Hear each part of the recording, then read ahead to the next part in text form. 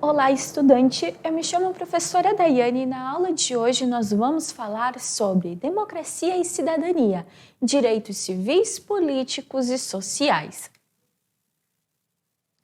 Primeiramente, nós temos que focar em aprender onde surgiu a democracia que hoje é tão importante e é um tema de grande debate dentro da nossa sociedade.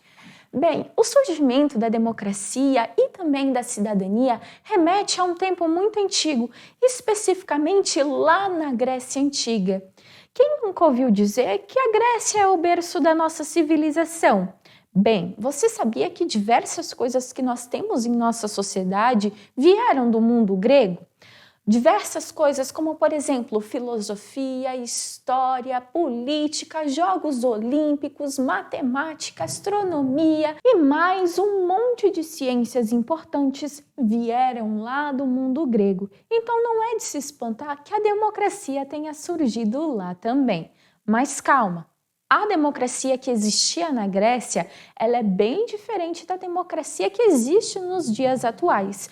Digamos que a nossa democracia ela é uma evolução daquela democracia que existia lá na Grécia Antiga. Lá na Grécia Antiga, quem era considerado cidadão e podia exercer a cidadania e a democracia era somente os homens. Hoje em dia, na nossa sociedade, devido a, por exemplo, situações como o voto universal, as mulheres podem ingressar no mundo político e até mesmo votar em seus candidatos, o que nunca foi comum ao longo da história. Cidadão, lá na Grécia Antiga, portanto, era somente quem participava política das cidades gregas, das polis gregas, e só podia executar essa função de cidadão e só podia participar da política lá das polis gregas os homens. E não podia também ser qualquer homem, não. A participação dos homens estava restrita também. Não era todos os homens que podiam participar da política, da democracia e dos debates sobre política dentro da sociedade.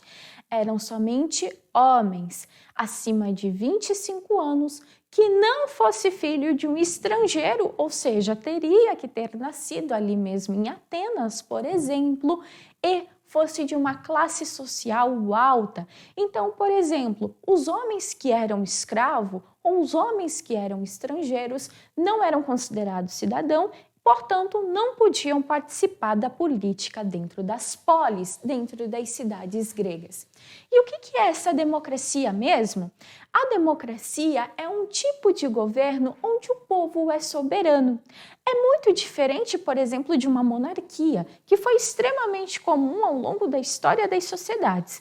Dentro de um regime monárquico, que era super comum nessa época, afinal estamos falando da antiguidade, era um governo onde tinha uma pessoa, a realeza, o rei, e somente essa pessoa mandava dentro da sociedade. E mais, esse rei muitas vezes era visto como um enviado de Deus ou dos deuses para governar os homens.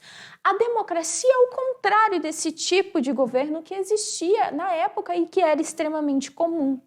A democracia é um governo onde o povo exerce poder, onde o povo ele se torna soberano. Mas o que isso significa? Significa que lá na Grécia Antiga, por exemplo, as pessoas de Atenas se uniam numa praça pública. Lá elas faziam votação para decidir sobre leis, sobre impostos, sobre regulamentações dentro daquela sociedade, e quem decidia qual que era a melhor regulamentação, qual era a melhor lei, como o imposto X deveria ser cobrado, bem, era o povo, através de votação e através de debate político. Mas lembre-se, não era todo mundo da polis, não. Eram somente os homens acima de 25 anos que não fossem filhos de estrangeiro e fossem de uma camada social alta, ou seja, membros da aristocracia, pessoas ricas. A democracia ela foi criada lá em Atenas, em especial por um carinha chamado Clístenes, em meados de 508 a.C., ou seja, Faz bastante tempo que existe esse modo de governo, mas vale lembrar que esse modo de governo não era aplicado em toda a Grécia, não. Ela era restrita somente a Atenas. Esparta, por exemplo, na época, vivia uma oligarquia. Através da democracia é que o povo pode participar da política. Então, por exemplo, nos dias atuais você vai até a urna e vota. Isso é um exemplo de democracia. Você tem participação política, você pode eleger os seus representantes, você pode opinar sobre leis e assim por diante. A democracia de Atenas, ela é diferente da democracia que nós temos atualmente dentro da nossa sociedade? Com certeza sim. Eu falei para você, por exemplo, que lá em Atenas somente homens eram considerados cidadãos, portanto, somente eles podiam participar das decisões políticas dentro das cidades. Hoje, dentro do nosso país, dentro do nosso estado, dentro das nossas cidades, quem é considerado cidadão e quem é que pode participar da política? Será que ainda só os homens são considerados cidadãos? Será que só eles ainda podem participar da política? Não, a nossa sociedade evoluiu e se modificou bastante, e as mulheres já conseguiram adquirir diversos direitos, como, por exemplo, o direito ao voto, e também participar da política se elegendo como presidente, como prefeito e assim por diante. Então, a nossa democracia, ela é muito mais universal, ela é muito mais abrangente do que aquela democracia que existia lá em Atenas, lá em 5 a.C., criado pelo Clístenes. A nossa democracia, ela consegue abarcar mais pessoas dentro da nossa sociedade. Afinal, só um cidadão pode participar da democracia, e lá em Atenas, só homens ricos acima de 25 anos eram considerados cidadãos. E na nossa sociedade, quem são as pessoas consideradas cidadãos? Bem, dentro da nossa sociedade, todo mundo é considerado cidadão. A partir do momento que você nasce e você adquire algum documento legitimando que você nasceu, por exemplo, no território brasileiro, pronto. Você já se torna um cidadão brasileiro. Você já tem direitos e deveres e já pode participar da política.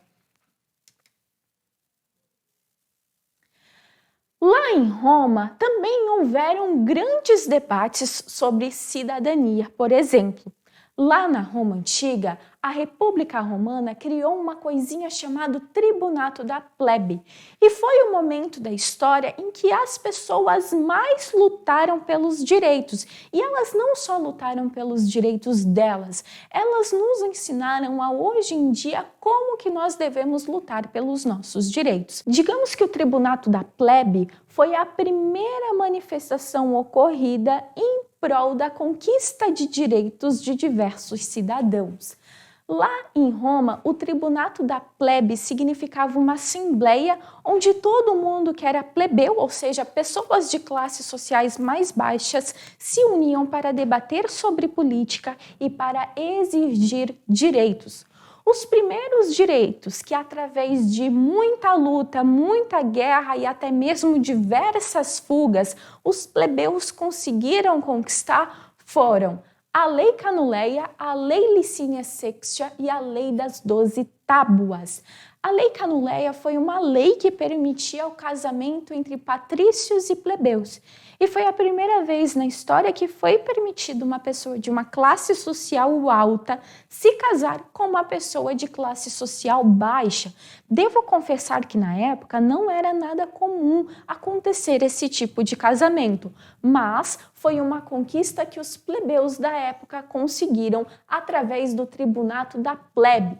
Outra lei muito importante foi a Lei Licínia Sextia. Através dessa lei, quem era plebeu lá em Roma conseguiu garantir que um dos representantes de altos cargos romanos, como o cargo de cônsul, por exemplo, fosse de origem plebeia.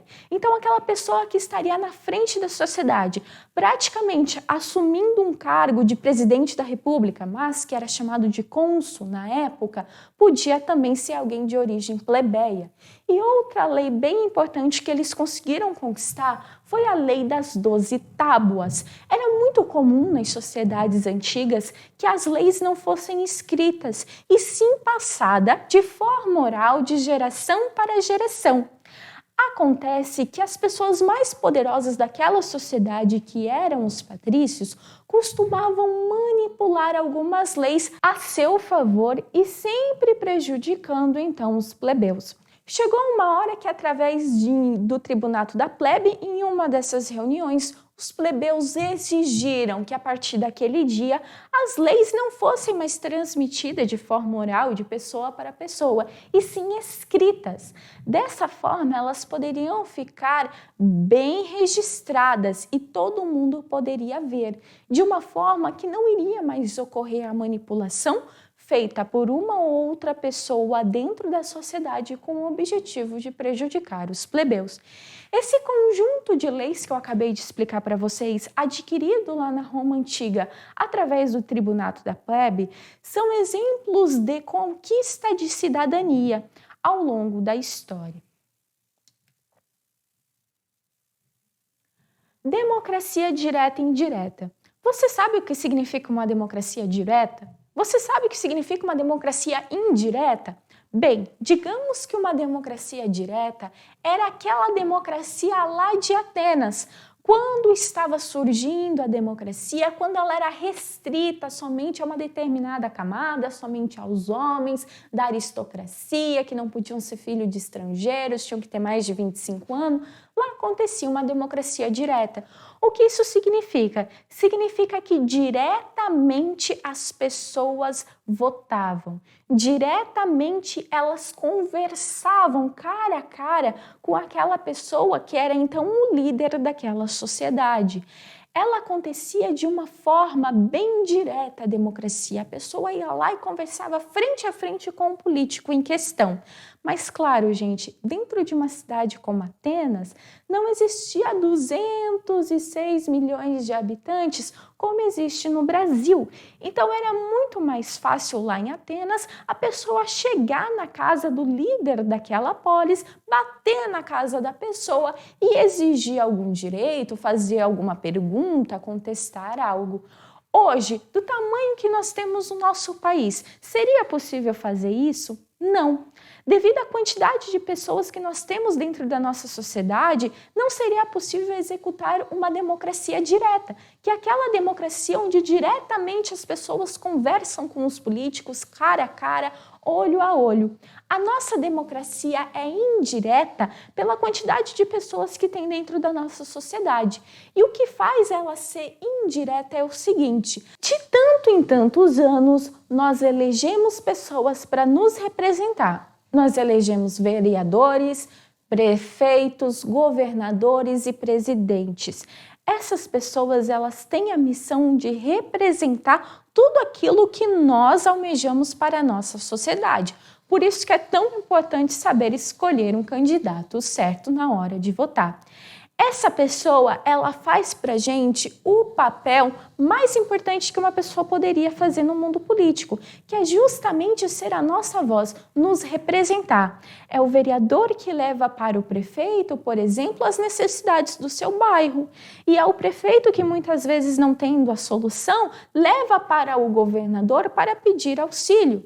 E é o governador que, muitas vezes, se necessário, leva para o presidente da República aquela pauta, aquela questão.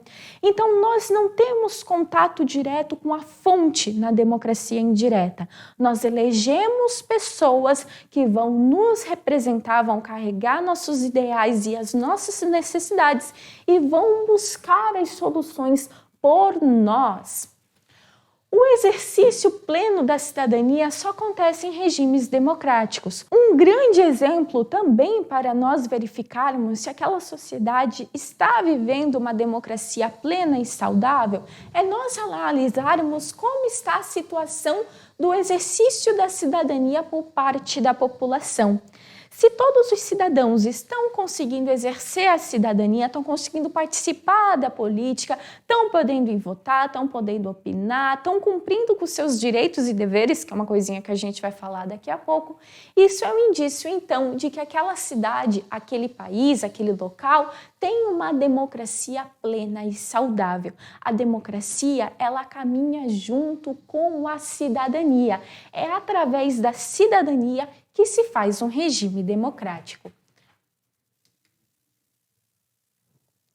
Quem é cidadão? Bem, a cidadania ela é uma coisa que acontece na prática. Não existe cidadania na teoria. Por exemplo, a cidadania é quando você participa da política cumprindo com todos os seus direitos e deveres de cidadão. Aí eu pergunto para você, quando você vai às urnas e vota, você está, por exemplo, exercendo a sua cidadania. É uma atitude, você foi até o local e votou. Tem como a gente exercer essa cidadania por pensamento? Se eu estiver só pensando em votar, será que eu vou estar exercendo a cidadania? Não. Por isso que nós falamos que a cidadania é uma prática. Você precisa ir lá e executar a cidadania. Você precisa fazer ela acontecer. Ela não está na teoria, ela está no campo prático. É o que você faz dentro da sua sociedade que afeta todas as pessoas ao seu redor. É quando você cumpre com os seus direitos e os seus deveres. Todas as pessoas são consideradas cidadãos. A partir do momento que você nasce e adquire então seus documentos, você é considerado cidadão de um determinado local. A cidadania é o exercício da soberania popular dentro de um regime democrático. Bem, aqui eu vou deixar uma questão para ver se você aprendeu bem com a nossa aula de hoje. Onde surgiu a democracia mesmo? Será que é uma coisa que só passou a existir nos tempos atuais? Bem, não. Com a aula de hoje, nós percebemos que a democracia é algo muito antigo. Surgiu lá na Grécia Antiga, surgiu lá no mundo grego. Local considerado, então, um berço da civilização por nos trazer tantas ciências e tantas coisas maravilhosas. Entre as coisas maravilhosas que o mundo grego trouxe para nós estão a democracia e a cidadania, que caminham juntas. Obrigada, aluno, pela sua audiência. Essa foi uma aula sobre democracia e cidadania.